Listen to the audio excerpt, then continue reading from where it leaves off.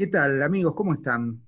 Los saludamos acá desde algún lugar recóndito de la Argentina, no tan recóndito. Saludo aquí, por supuesto, al señor Sebastián Porrini, cuya presencia es condición sine qua non para que este programa exista. ¿Cómo estás, Seba? ¿Cómo le va, maestro? ¿Todo Bien, bien? bien, acá estamos, sí, sí, bien, aquí haciéndole Bueno, frente bueno, bueno. Bueno, al encierro y a la continuidad de esta cuarentena, como le dicen muchos. cuarentena, es verdad. Yo ya no lo di más, no Pero sé bueno, más. Pero bueno, paciencia. Pero bueno, bueno, la pero literatura, paciencia. la literatura mitiga un poco esa falta de otras cosas, ¿no? Así que Exacto. hoy, El Sebastián, refugio. vamos a ir directamente al grano para no aburrir a los espectadores con Dale, nuestras largas introducciones. Eh, si las bien, cuitas. las cu- si bien nosotros hemos dedicado Claro. muchos programas a la literatura universal y a la literatura como un todo, quizás hay algo que por ahí estamos, no quiero meterme en ninguna polémica ni nada, porque no es el objetivo, pero sí nos han comentado que por ahí hay como una fuerte presencia de escritores varones en nuestro programa. Que esto, por supuesto, es una observación que no tiene ningún tipo de orientación de ningún tipo, básicamente. No es Sí, deliberada, no es claro. deliberada, es decir, porque hemos dedicado una buena cantidad de programas a la autoría de escritoras.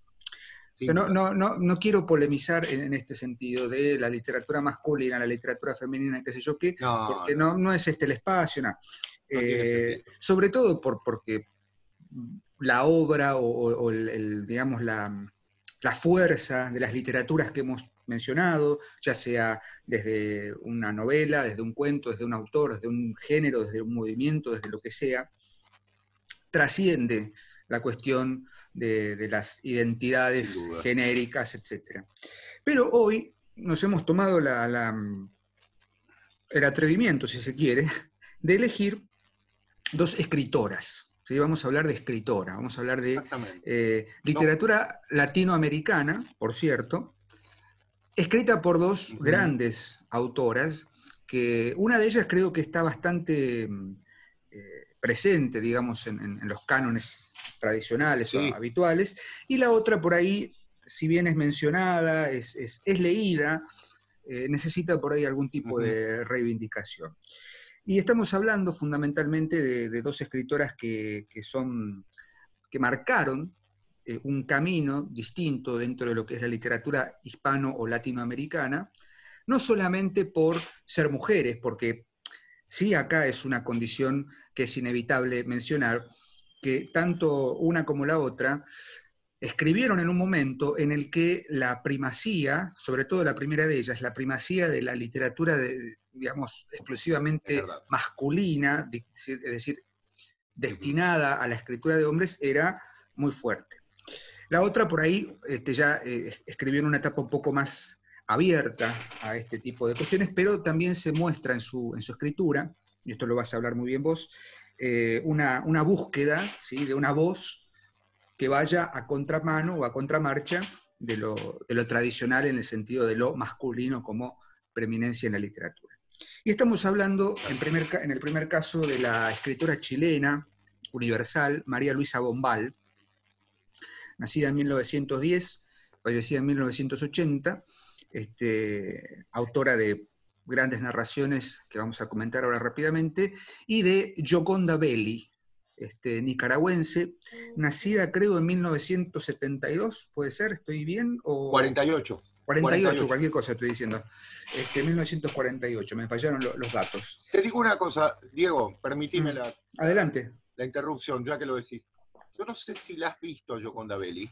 Sí, Tiene muchos reportajes hechos en YouTube, en televisión y demás. Realmente parece que nació en 1972. claro, Qué mujer hermosa, sí, sí, qué aparte joven. se me con ese cabello así, Sí, sí, muy bonita, muy enrulado, bonita. sí, Y sí, aparte muy agradable, muy centroamericana, ¿no? sí. Tuvimos Muy bueno, bonita. vos en realidad tuviste la posibilidad de dialogar con ella vía mail, lo contamos porque, bueno, no lo es la no noticia, ¿no? Es la no primicia. Estuvimos en tratativas Exacto. para que participara en uno de nuestros congresos de literatura, pero bueno, por motivos de sobradas razones no no pudo participar, pero por lo que me has contado es una escritora muy, muy accesible, muy, muy amena en el trato, con lo Sí, cual también muy amena, muy... hace que también sea interesante charlar de su obra. Pero bueno, vamos Sí, a ir sí. en orden, si te parece. Dale, María Luisa Bombal. María Luisa Bombal es una escritora. qué personaje. Me sacaste la palabra de la boca. Yo creo que no le cabe mejor apelativo que decir, fue un personaje trágico por un lado, Totalmente. Sí. terrible, terrible personaje por otro, pero no porque era mala o porque era, no sé. Es un personaje en la literatura, sobre todo de la primera mitad del siglo XX, o sea, un cuarto del siglo XX, del 30, del 40 y del 50, que vino a representar algo totalmente fuera de lugar, ¿sí? Fuera de lugar no solo en la literatura a nivel universal, sino dentro de la literatura latinoamericana. Es inevitable hacer mención a algunos datos biográficos de María Luisa Bombal. Si bien nació en Chile, en Viña del Mar, en 1910, ya desde muy joven, desde niña, se formó en un colegio confesional, creo que el Sagrado Corazón o algo así, de orientación con unas monjas francesas. Y ya desde muy chica aprendió a hablar francés a la El Sacre perfección. Cœur. El Sacro Ikea, exactamente.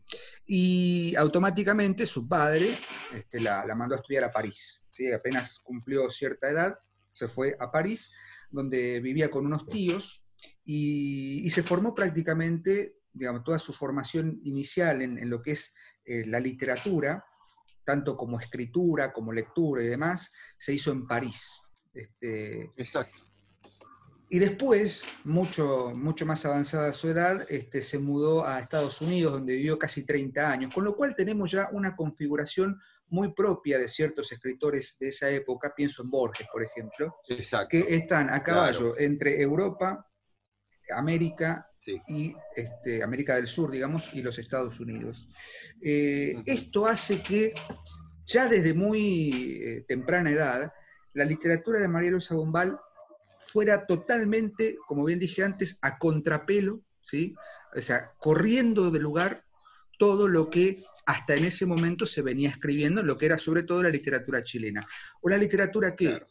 hasta ese momento estaba muy marcada por el criollismo, por cierta búsqueda nacionalista de la identidad Sí. chilena, ¿viste? Esa cosa muy, muy Claro. autóctona, y de pronto aparece Uh-huh. esta mujer en el escenario literario de Chile y del mundo, con unos escritos, unos relatos, un par de novelas, que plantean algo totalmente distinto y que van a ser el puntapié, o si se quiere, el punto de partida para empezar a pensar después, por ejemplo, en un Pedro Páramo, de Juan Rulfo.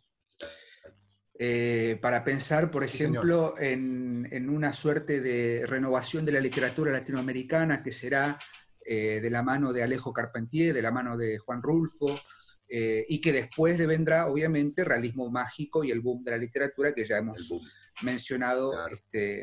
largamente. Es decir, ya en la década del 30, pensémoslo, con María Luisa Bombal, y sobre todo con la novela La Última Niebla, y después La Amortajada, que es otra novelita que hay que tener en cuenta, se replantean los fundamentos de lo que es la literatura, no solo latinoamericana, sino la literatura como tal. Es decir, Claro. las influencias de Mérimée, influencias de cierta cultura del surrealismo en la que o de cierta, entre comillas, vanguardia que seguramente Bombal había experimentado en su primera formación, Claro. en París y demás. Pensemos que frecuentó los círculos de Antonin Artaud, por ejemplo. Pero acá quiero hacer una salvedad. Si uno lee a María Luisa Bombal, Federico García Lorca, otro escritor que también estaba, digamos, en el escenario en ese momento, hasta que fusilado por el franquismo, Claro. se dice mucho que esta literatura de la generación del 27 y toda esta cuestión estaba muy influida por el surrealismo. Yo tengo mis reservas. Me parece que en realidad hay más que por el surrealismo o por ciertas teorías psicológicas del momento, hay un quiebre, ¿sí?, en la literatura de estos escritores, sobre todo de María Luisa Dombal, un quiebre en lo que es el lenguaje, un quiebre en las búsquedas que tiene ese lenguaje.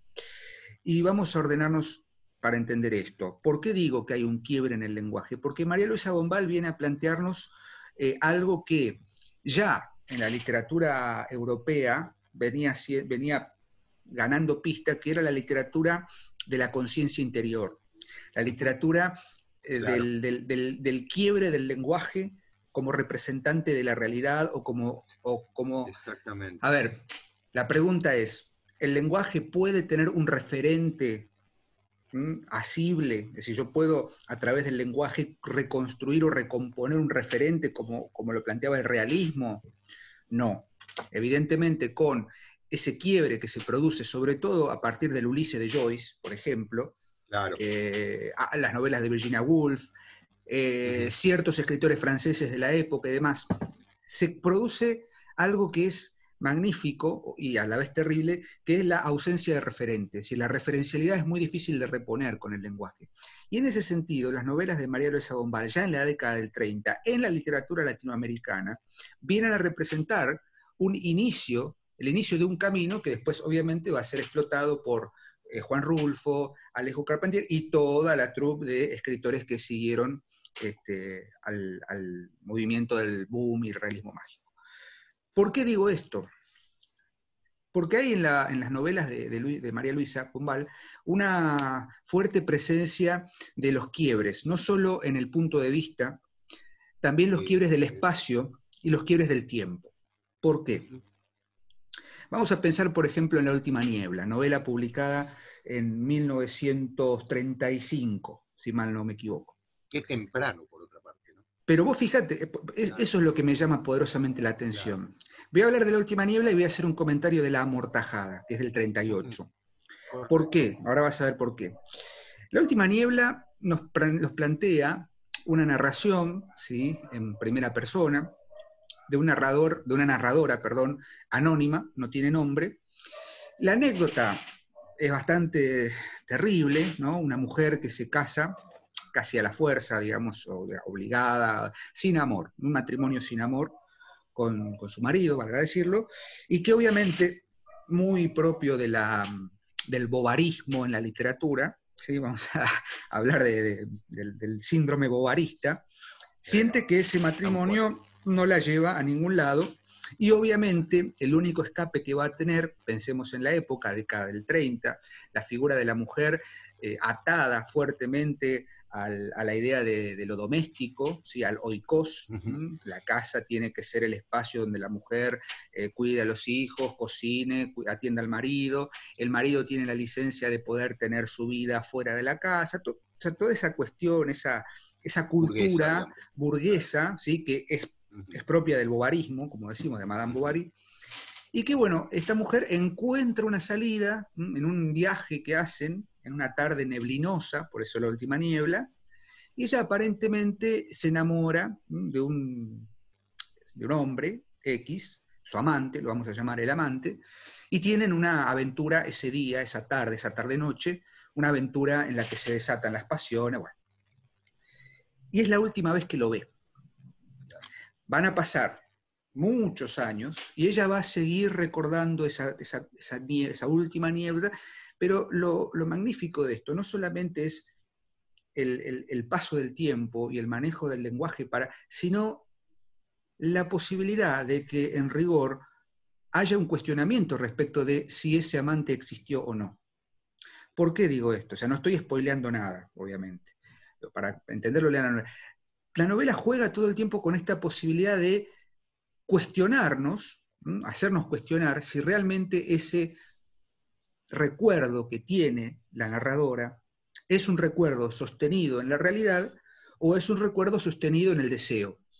¿Sí? Exacto. Entonces, ahí opera literalmente el tema de la conciencia y el tema del deseo y el tema de la búsqueda del amor, y uno de los temas que en María Luisa Dombal es casi identitario, que es la idea de que el amor se concreta en la ilegalidad. El amor no es el amor,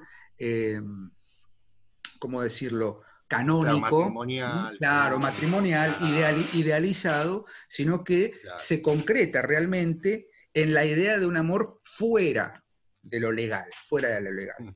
Pero obviamente esos amores tienen que ver con lo trágico, fuertemente influido por la biografía de María Luisa Bombal, quien tuvo justamente una historia muy similar, se enamoró de un personaje con quien mantenía una relación ilícita, y no llegó a buen puerto. Quiso matarlo en un momento, hay una anécdota muy terrible, que tuvo presa María Luisa Bombal por un tiempo, porque quiso asesinar a su enamorado, digamos, ¿no? Claro. Ella misma intentó suicidarse, se disparó en el brazo, bueno, una vida bastante trágica y turbia en ese sentido, que se ve claramente, digamos, literalizada o literaturizada en esta novela que es La Última Niebla. Pero, ¿a dónde quiero llegar con esto? Fíjense ustedes que lo grandioso de la novela es que ya en 1935, como bien decía Sebastián, es muy temprano, se está pensando en una literatura en la que lo que importa no es lo que sucede, es decir, no es la anécdota. Tampoco es el espacio, tampoco es el momento, tampoco es lo contextual, sino que hay un trabajo muy profundo, muy fino con lo que podríamos llamar la psicología de los personajes, con la construcción de un mundo a partir de esa psicología o de esa sentimentalidad perturbada que tiene la narradora. La presencia también de lo natural como espacio también como espacio metafórico de la interioridad de los personajes, la niebla. ¿Por qué sucede todo en la niebla? Porque en la niebla, o en la bruma, ¿sí?, hay algo que no termina de definirse, hay algo que no está totalmente delineado. La narración es una narración sin delinear, es una narración turbulenta, es una narración perturbada, en la que lo que parece real en realidad no lo es, y cuando uno se acerca en realidad se aleja. Todo ese juego metafórico entre la naturaleza y la narración está muy presente en esta obra llamada La Última Niebla de María Luisa Bombal. Temas que van a ser obviamente retomados, pero ya acá, y acá viene la explosión total, en La Amortajada de 1938. Yo me voy a permitir, fiel a nuestro estilo, leer un fragmento de La Amortajada, el fragmento inicial, como para dejar la pelota picando. La Amortajada empieza así. Y luego que hubo anochecido, se le entreabrieron los ojos, o un poco, muy poco. Era como si quisiera mirar escondida detrás de sus largas pestañas. A la llama de los altos cirios, cuantos la velaban se inclinaron entonces para observar la limpieza y la transparencia de aquella franja de pupila que la muerte no había logrado empañar. Respetuosamente maravillados, se inclinaban, sin saber que ella los veía, porque ella veía, sentía. 3 párrafos. Así empieza la novela. Imagínense ustedes, el título, La Amortajada, hace referencia, ¿sí?, al personaje de Ana María, que es la protagonista, que es la amortajada, ¿sí? Ana María está en su noche de velorio, ha muerto, la están velando, y un narrador en tercera persona nos cuenta, focaliza desde la mortaja, lo que ella, con mayúsculas, puede ver. No solo lo que puede ver, lo que puede sentir. Porque la magnificencia de La Amortajada es que es el primer relato, o por lo menos el que tenemos registro, que está narrado desde el punto de vista de los muertos. ¿Sí? Casi 20 años antes que Pedro Páramo. Claro. Se dice que Pedro Páramo había leído, obviamente, La Amortajada y la había usado como... dije Pedro Páramo, bueno, Juan Rulfo había leído su obra para inspirarse en su posterior Pedro Páramo. Podríamos decirlo que sí, obviamente, porque entender Pedro Páramo sin la presencia de las voces y los murmullos de los que están muertos es casi imposible. Claro. Pero en este caso, o sea, en Pedro Páramo la magnificencia está en no darnos pistas concretas de quién está hablando y si están vivos o están muertos. Acá directamente de entrada nos dicen, o sea, ella está amortajada y desde ahí puede ver y sentir todo. Pero acá viene lo magnífico, en ese momento, 1938. El narrador en tercera persona le cede continuamente la voz. ¿Y qué es lo que ve y lo que recuerda? Toda su vida de amores, de pasiones olvidadas, o sea, viene a verla su amante, las razones por las cuales está ahí muerta, y lo trágico, lo inevitable de morir y no morir a la vez. Claro. Entonces uno dice, ¿y esto de dónde sale? Es una novela de 80 páginas, se consigue en internet, de hecho yo la tengo digitalizada, la estaba leyendo desde ahí. Se Claro. consigue junto con La última niebla. Es decir, es una novela, me parece, ineludible, inevitable, para entender ese movimiento de la literatura latinoamericana que viene a plantearnos también algo muy interesante, Seba, esa suerte de sincretismo, ¿sí?, propio de la cultura latinoamericana más autóctona. No estoy diciendo con esto que sea una revitalización del folclore y demás, pero esta cuestión con el dualismo entre la vida y la muerte y ese espacio intermedio, ¿sí?, que no termina de cerrar, esa suerte de velar la noche en que uno muere para asegurar el paso. Esto está presente en la obra de Bombal, pero también está presente algo importante, y que es que la búsqueda narrativa es justamente la de quebrar ciertos espacios comunes. Sí, termino con esto. La crítica especializada, sobre todo estoy pensando en la teórica y crítica Francine Macielo, que vivió prácticamente toda su vida académica en la Universidad de Berkeley, en California, plantea una hipótesis sobre la literatura femenina, de la primera literatura hispanoamericana, en la que dice literalmente que todo, por eso hablaba anteriormente de la burguesía que lleva a la mujer a la casa, al oikos. Se quiebra ese mito poniendo, digamos, la figura de esa mujer a la intemperie. La niebla, el viento, la lluvia, porque si hay algo que sostiene la narración en La Amortajada es la lluvia que cae continuamente mientras se está velando el cuerpo. Es la misma lluvia que cae o que caerá en Comala mientras Juan Preciado está hablando con Dorotea y demás.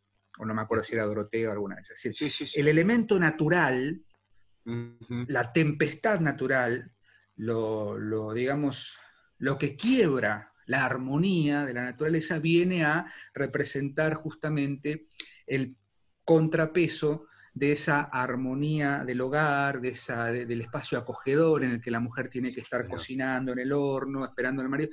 Todo eso está, digamos, puesto en juego, dice Francine Macielo, para mostrarnos justamente una búsqueda de esa literatura femenina, o sea, en voz femenina, de algo distinto, algo que vaya a contramano del canon tradicional. Pero me parece que hay algo más. Parece que en María Luisa Dombal hay una búsqueda en el lenguaje. ¿Por qué? Porque todas las novelas están sostenidas no solo por la prosa, sino por la prosa poética, por escenas del mundo onírico, por escenas fuertemente marcadas por un erotismo sugerido pero no mostrado, y eso responde justamente al estilo de la autora, y que va más allá de si está buscando quebrar el patriarcado o la burguesía o lo que sea. Me parece que hay ahí una gema, algo genuino, que convierte a María Luisa Dombal en una escritora ineludible para entender por lo menos las primeras coordenadas de lo que después sería la literatura latinoamericana fuertemente marcada por este estilo y por estas temáticas, ¿no?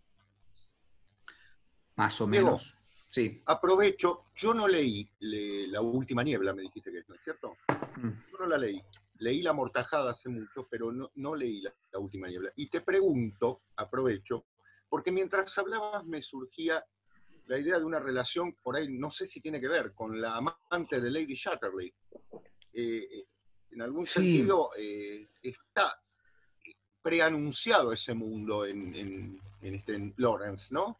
Sí, vos fíjate que la amante de Lady Chatterley es también no quiero decir una reescritura porque sería muy aventurado, pero está Flaubert ahí presente. Por supuesto, Madame Bovary, claro. Me parece que el triángulo justamente amoroso. que se plantea ya en Madame Bovary, en Lawrence y en La Última Niebla, no quiero meter la pata, ¿viste? Porque después, pero bueno, No, lo voy a está bien, decir, por favor. puede ser una suerte de instauración de un principio arquetípico.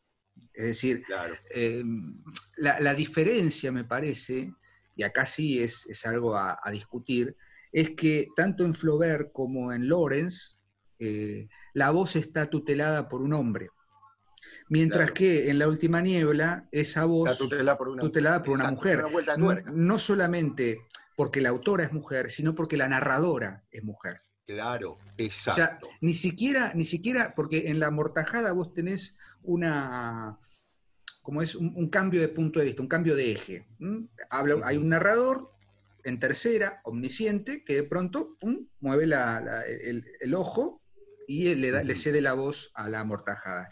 En La Última Niebla, la narradora es la propia protagonista, cuyo nombre no Claro, sabemos, es un claro, narrador anónimo, pero exacto. ese es pero sí, obviamente, podemos hacer trazar una línea, o por lo menos un eje horizontal que permita hacer una lectura confrontada entre, si empezamos por Madame Bovary, seguimos por El amante de Lady Chatterley y llegamos a La Última Niebla, hay un hilo conductor que me parece que tiene que ver, sobre todo, y en Lawrence está muy marcado esto, la presencia de la burguesía o del matrimonio aburguesado como algo Claro, opresivo y como algo sí, anquilosado, ¿sí? Que totalmente. está Mortal del saturado y amor también, ¿no? exactamente, que busca justamente la idea de un amor ni siquiera idealizado, o sea, de un No, amor claro, petrificado, que necesita exactamente. ser revitalizado por la pasión Por una más, aventura. por Claro, el eros más claro, profundo, me parece. claro, Esto en exacto. Bombal se manifiesta claramente. Es decir, el único momento en el que la narradora en La Última Niebla es feliz es cada vez que recuerda esa noche, esa última Claro. niebla. Después, obviamente, hay vicisitudes que hay que considerar, pero no quiero extenderme, porque la presencia del amante, y el amante siempre se muestra como alguien fugaz. En un momento Claro. parece que alguien le dice, ha venido fulano, pues tiene nombre el Ujú. amante, ha venido fulano y está en un carruaje, entonces ella va, lo busca, pero no termina de encontrarlo nunca. Por eso la hipótesis de que tal vez ese amante nunca haya existido. Es fantasmático, digamos. Claro, Exactamente, es una claro. construcción, un escape, y eso ya pensado en una literatura escrita por una mujer, en la década del 30, en la literatura latinoamericana, ya es como muchísimo. Totalmente. Estaba pensando Por también, Diego. por el espacio geográfico, ¿no? Porque si vos me dijeras, bueno, se pensó en Londres en 1910, No, bueno, claro, ya tenés a Virginia exacto. Woolf, lo tenés Claro, a Joyce, pero acá, claro. Y estaba pensando otra cosa que me disparó, ¿no? La idea de que la admiración que sentía Borges por María Luisa Bombal. Sin embargo, Diego, no sé, estoy hipotetizando en el aire, ¿no? Pero Borges es justamente la declaración más clara de una literatura antipsicológica. Él lo ha dicho cientos de veces en relación con muchos autores, y sin embargo está tomando a una autora en la que la psicología es muy importante, ¿no? Porque vos hablabas de un arquetipo, yo te diría casi un modelo del ménage à trois, si se quiere, ¿no? Más freudiano. Pero cómo incluso el reconocimiento de algo que es tan alejado de Borges, ¿no? pero me parece que esto responde también a las contradicciones del propio Borges, ¿no? Eh, al Borges, porque Borges la quería mucho a María Luisa Bombal, de hecho Sí, la alienta le a que dedica, sí, publique La Amortajada y creo que le dedica un poema o un escrito. sí, le dedica, claro, Eh, claro. pero me parece que lo que sabemos de Borges en ese sentido es más el Borges amigo, el Borges humano, por así decirlo, Claro, el otro, claro, el que, otro. que le da un espaldarazo a esta pobre mujer. Lamentablemente fue una pobre mujer en el sentido de que su paso por Argentina, porque vivió en Argentina un tiempo, en Buenos Aires, fue de alguna manera impulsada por Pablo Neruda, amigo de ella, porque si seguía viviendo en Chile, se iba a matar. básicamente. Claro. Literalmente intentó matarse y se la trajeron a Buenos Aires para evitar eso, para que se olvide de su eulogio, no sé qué, que era su primer amor. Claro. Y después ella se casó con un conde francés, tuvo una hija, vivieron felices, ponele, en Estados Unidos. Tiene todo un viraje ideológico muy fuerte. Sí, vos sabés que por supuesto. hacia el fin de su vida,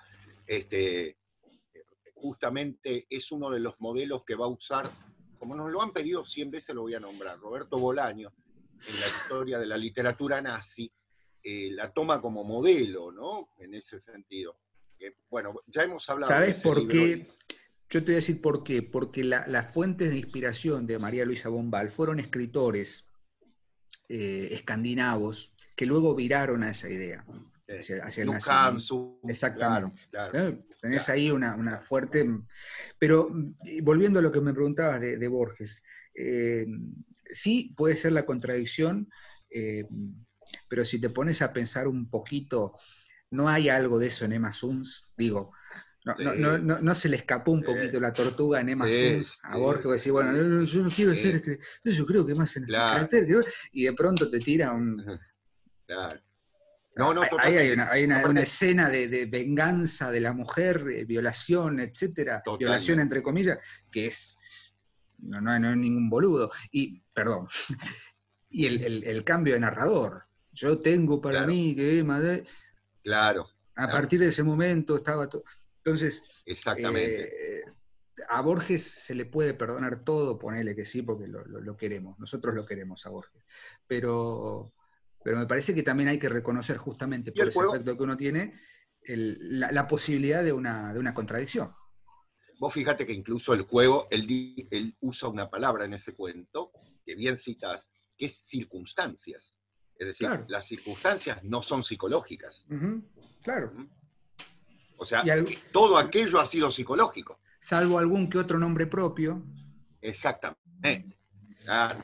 Pero es en un ambos juego casos, muy particular. Lo que sí es fundamental en ambos casos, y ya no jodo más porque ya estoy monopolizando la palabra. No, al contrario, yo te di el pie. Dale. En el caso de Bombal y de Borges, el problema del referente.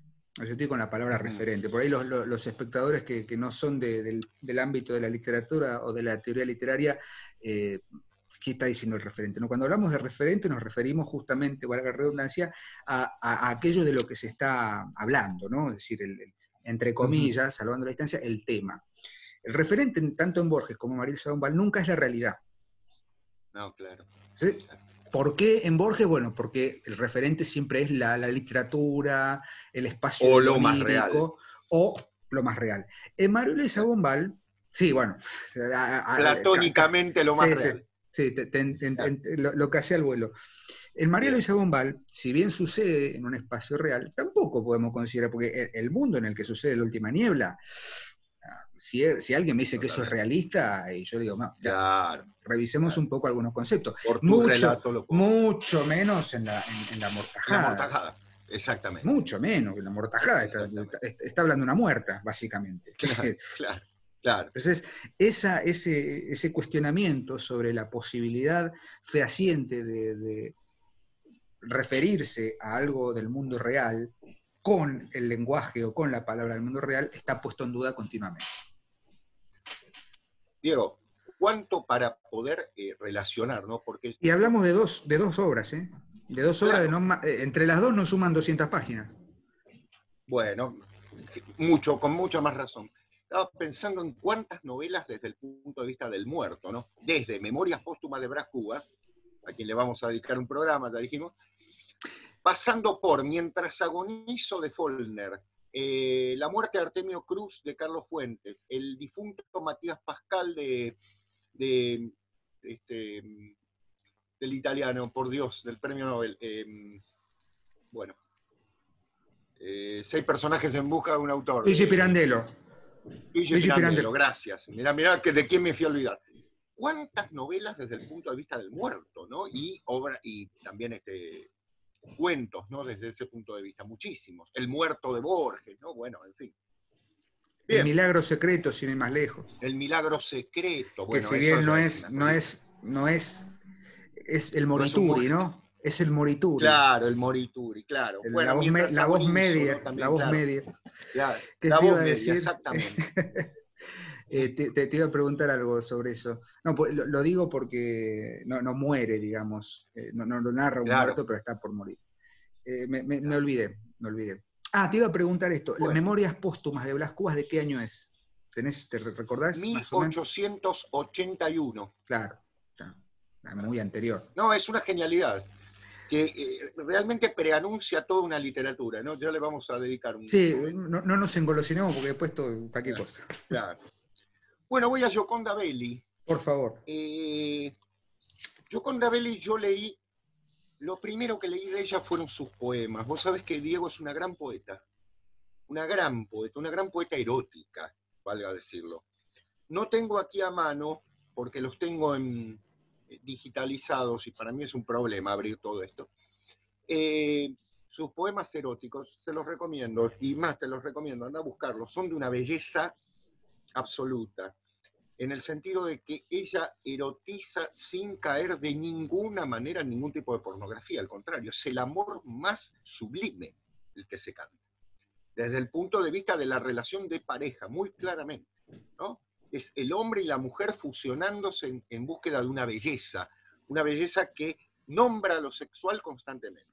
Bueno, pero más allá de la poesía, y que la recomiendo, quiero hablar de dos novelas y voy a ser rápido en este sentido. En 1988, Gioconda Belli, esta gran escritora nicaragüense, que estuvo muy comprometida con la revolución sandinista y que ahora está muy enfrentada al gobierno de Daniel Ortega, al actual gobierno, sigue viviendo en Managua, por otra parte, publica La Mujer Habitada. La Mujer Habitada, Diego, es la primera gran novela de Gioconda Belli. ¿Por qué lo digo? Bueno, publicada en 1988, como te decía, es la historia de una joven que se llama Lavinia, de cierta clase acomodada. Claro, ¿Qué nombre? todo. Y ahora vamos hacia ello. Es una chica de clase acomodada en Managua. Vos te imaginarás que yo no conozco Nicaragua, pero por la historia que he visto y he leído y demás, Nicaragua es un país de fuertes contrastes, ¿no? Son pocas familias las ricas y una enorme mayoría de pobres y hasta de miserables en condiciones terribles. ¿En qué época? Bueno, en la época de la plena dictadura de los Somoza, ¿no? Vos sabés que Nicaragua por 40 años fue gobernada por la dinastía Somoza. 3 Somozas gobernaron Nicaragua hasta que finalmente la revolución sandinista logra sacarse de encima a esos engendros, ¿no? En el peor sentido. Bueno, yo diría que hay mucho de autobiográfico, ¿no? La misma Gioconda Belli viene también de una condición así, y ella participa de la guerrilla.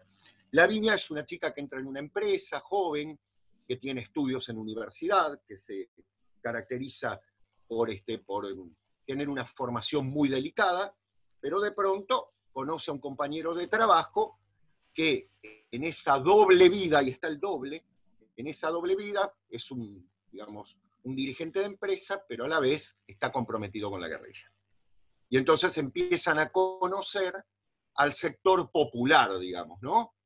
A todo el sector que está comprometido en la lucha contra el gobierno de Nicaragua. Ahora, hasta ahí, ¿qué te dije? La típica base, digamos, el típico fundamento de una novela realista. Pero esto no es una novela realista, es realismo mágico. ¿Por qué?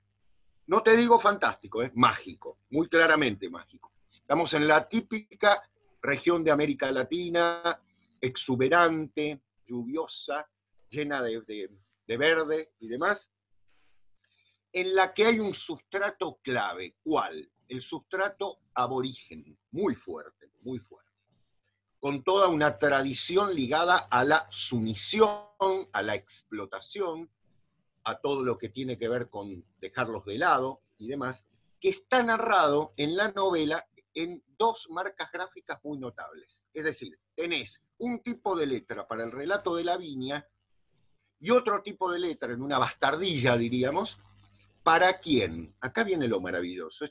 Para mí es estupendo lo que hace Gioconda Belli. No es un personaje de carne y hueso, es un árbol. ¿Sí?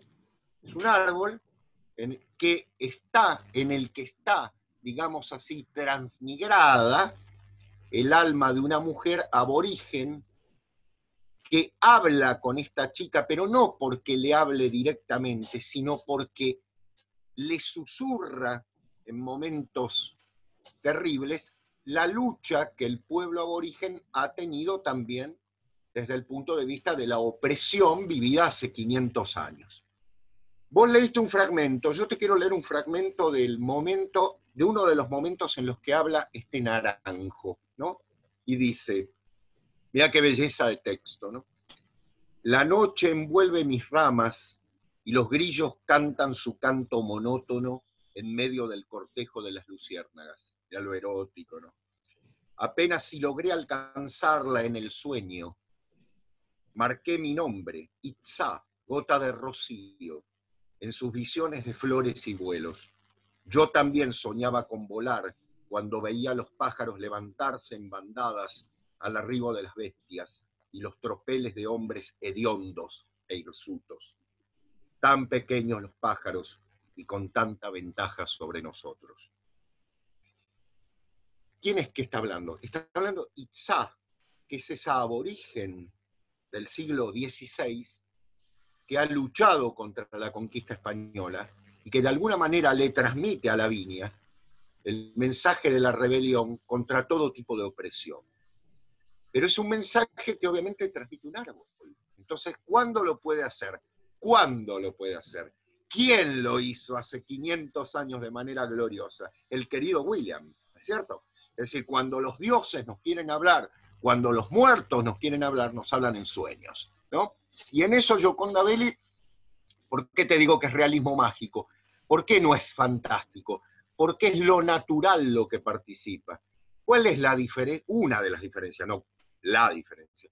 Una de las diferencias fundamentales entre lo fantástico y el realismo mágico. Que en el realismo mágico está lo natural, está lo exterior, frente a lo interior de lo fantástico, ¿no? Es el gran descubrimiento de Poe, por otra parte, ¿no? Los monstruos internos.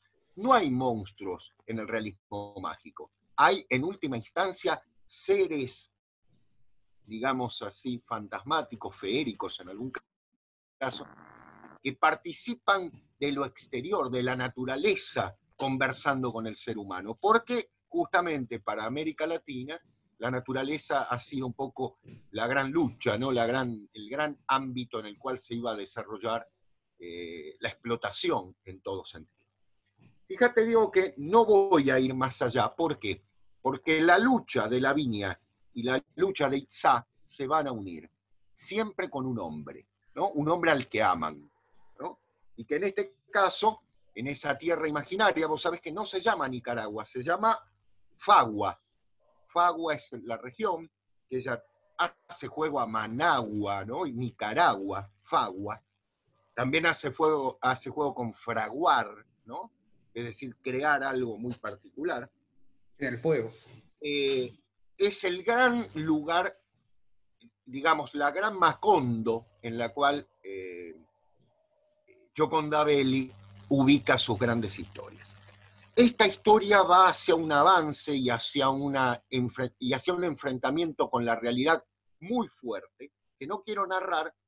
¿Por qué? Porque espero que el lector se acerque, los que no han leído a Gioconda Belli, se acerquen a la novela. No les voy a contar el final de ninguna manera, pero sí decirles que van a estar ante un relato de una poesía presente constantemente. Y que los grandes momentos en los que Itzá participa a través del diálogo natural con Lavinia son espectaculares. Y la segunda novela, Diego, para apurarme un poquito, es de 1996 y se llama Waslala.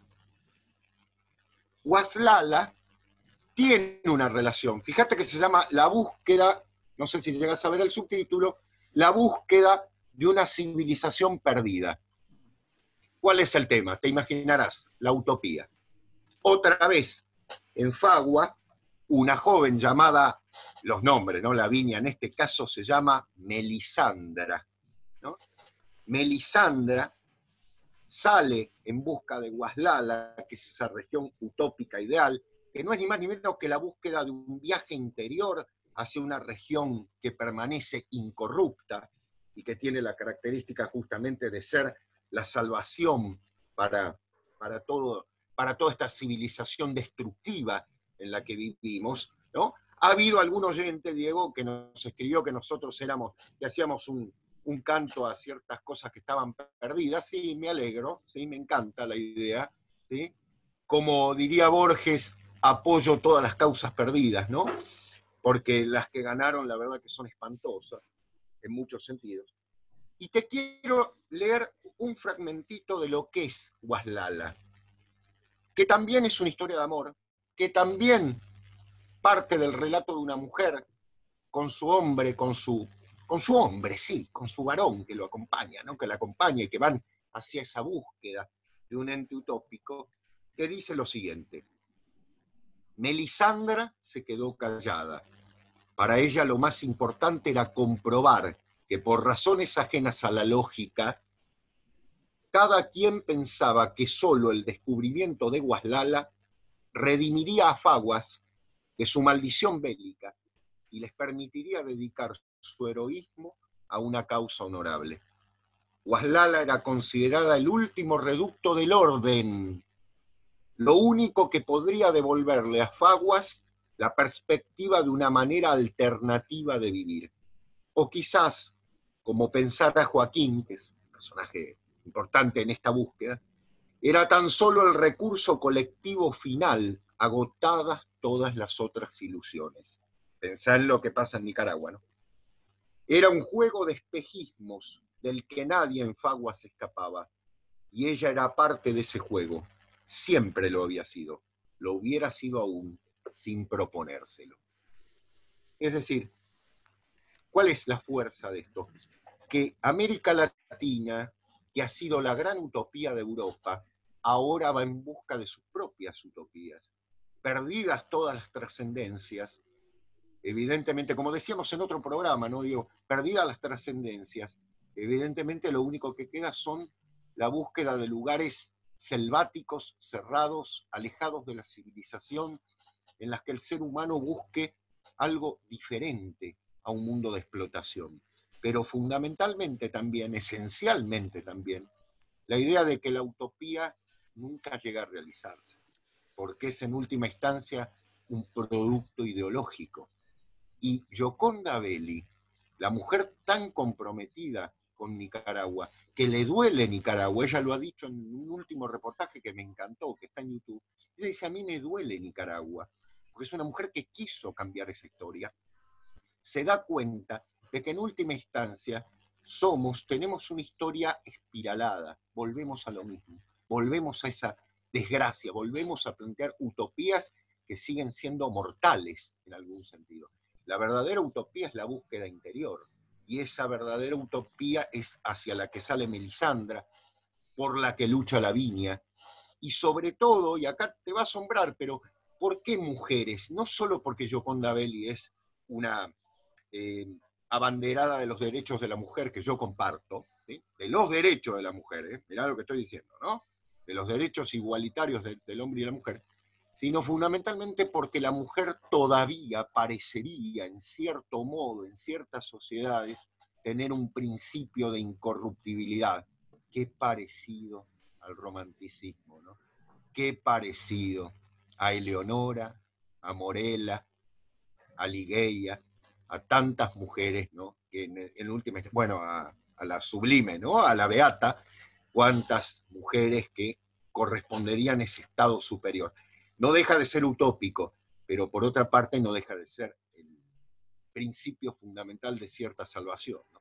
Así que Gioconda Belli, Diego, que tiene una prosa elegantísima, yo apenas he podido mostrar 2 fragmentos, en 2 novelas que son geniales y que forman parte de una obra colosal, porque también recomiendo mucho su poesía. Me ha gustado mucho su poesía, de la cual no tengo tiempo de hablar en este momento, pero resaltarla. Es una mujer con una inteligencia sublime, con una capacidad de narración impresionante y con algo clave, Diego, algo fundamental: qué bien narra sus historias. Es decir, son historias que atrapan. La primera historia es muy fácil de entender. Es que primero está el lenguaje. en literatura. Claro, Voy a citar total. al querido Pablo Gisara, que en el último programa nos comentó, la literatura gana la partida, siempre. Mm, Es un lindo título para un escrito, para un estudio. La literatura gana la lindo. partida. La literatura, exactamente. A mí se me Exactamente. dispararon 20.000 cosas mientras vos hacías tu lectura y tu análisis. Primero, algo paradójico no, pero interesante. Uno de los relatos que no mencioné porque nos da el tiempo de María Luisa Bombal se llama El Árbol. Sí, ¿Mm? mira, Se llama El claro. Árbol. No es un naranjo, es un gomero, pero obviamente no Ujú, tiene la misma fuerza, digamos, mítica o originaria de claro. la mujer habitada. Eso por un lado. Por otro lado, el nombre Melisandra, esto es solo para entendidos, responde a un protagonista, a una protagonista femenina de una saga de épica fantástica llamada Juego de Tronos, o Game of Thrones, que se hizo Ujú, muy conocida por la ficcionalización y la transposición a su serie televisiva.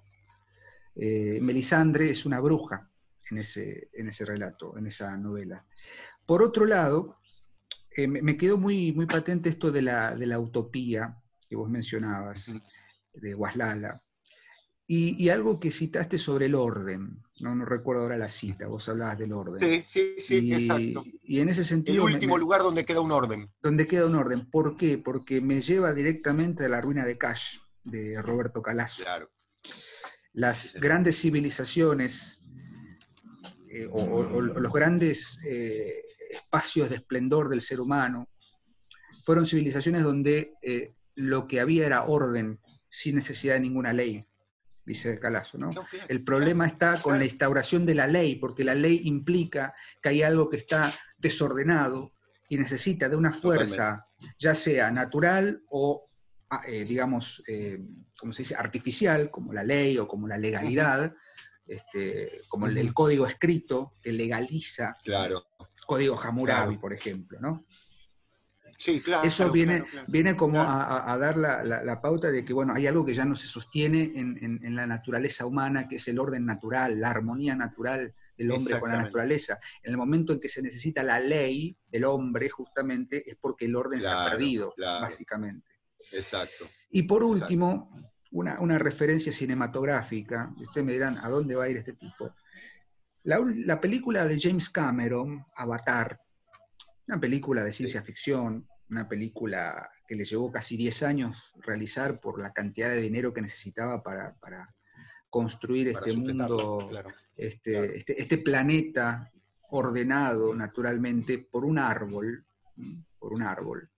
Si ustedes ven la película, Yggdrasil, no solo el Yggdrasil, sino este naranjo, me hiciste acordar, ah, en el que está transmutado y está unificada toda la naturaleza y todo está unido en ese árbol. La película Avatar, si ustedes le sacan todo el componente de ciencia ficción, que es lo que hace que la primera historia sea accesible para el público, es decir, uno que mira claro, las claro. explosiones, cómo este grupo de militares quiere conquistar ese planeta para quedarse con una piedra preciosa que solo crece o se produce debajo de ese árbol, entonces tiene que reventar todo el planeta, y la idea del avatar como un subrogante, un cuerpo subrogante, en el que un hombre tiene que transmutarse merced a ciertos artilugios tecnológicos para convertirse en un habitante de los Na'vi, de la tribu. Toda esa cosmovisión llevada a cabo por James Cameron en su película Avatar tiene de alguna manera un poco de esta mirada de las utopías en la que se vuelve a ciertas identidades que claramente los Navi, si uno lo ve, es una transposición de cualquier civilización originaria de América. ¿Mm? Pueden ser Totalmente. aborígenes americanos del norte de Estados Unidos, pueden ser aborígenes de Centroamérica, de Sudamérica, y es toda una gran, uno puede leerlo como una alegoría de la conquista y de los conquistados, pero en el fondo, eso sería la primera línea. En la segunda línea está este elemento Claro, de la única forma de recuperar en Nicaragua, en Colombia, en Argentina, en donde fuere, esa identidad originaria está justamente en el retorno a las raíces, por así decirlo. ujú, claro, Mirar este claro, tipo claro. de ficciones y de literaturas como la de Gioconda Belli, la de ciertos autores y demás, es de alguna manera, como bien dijiste, recuperar una mirada un poco más seria un poco más comprometida con respecto a lo que sucedió con la Sin duda. destrucción y con el avance más absoluto de todo lo que se construye detrás de la palabra revolución industrial, capitalismo, burguesía, orden, etcétera, Claro. industrialismo, Exacto. etcétera. Que de ahí también vendrá la idea del patriarcado, etcétera, etcétera. Yo Sin duda, también sin duda, comparto lo que decís sobre los derechos de la mujer. Tanto María Luisa Bombal como Gioconda Belli pueden ser leídas, junto con otras también escritoras, como grandes representantes de esa presencia de lo femenino, pero de lo femenino, digamos, ¿cómo diría Goethe? Que aparece en el Fausto, de lo absoluto femenino. Espíritu. De lo Lo absoluto absoluto femenino. femenino. ¿Sí? Claro. Vos sabés que, Como orden, dijiste, termino con esto que dijiste al final, sí, como espacio sagrado. claro. Como Bueno, espacio de lo sagrado. claro. Vos Incorruptible. fíjate que Gioconda Belli pone justamente, y no lo hace, yo creo que no lo hace de manera inconsciente, sino fundamentalmente trascendente, pone a la mujer en relación con la naturaleza. Bien, no sé. Me parece que no hay mucho más para decir. Nos abre el pie para mucho y para mucho debate, Para mucho diálogo, muchísimo. pero creo que hemos cumplido el cometido. Estaba pensando en Ginebra, no en la Claro. bebida, no en la bebida. No, entiendo. Ginebra del ciclo Entiendo. Arturo.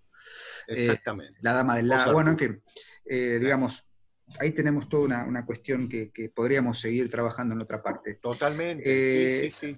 Cerramos con esto, los invitamos a que relean, si ya conocen a Gioconda Belli, busquen a María Luisa Bombal, y a partir de ahí se permitan revitalizar ciertas ideas y ciertas lecturas que, bueno, humildemente hemos tratado de sintetizar en esta hora de diálogo y de intercambio. Me gustó el programa hoy, Seba.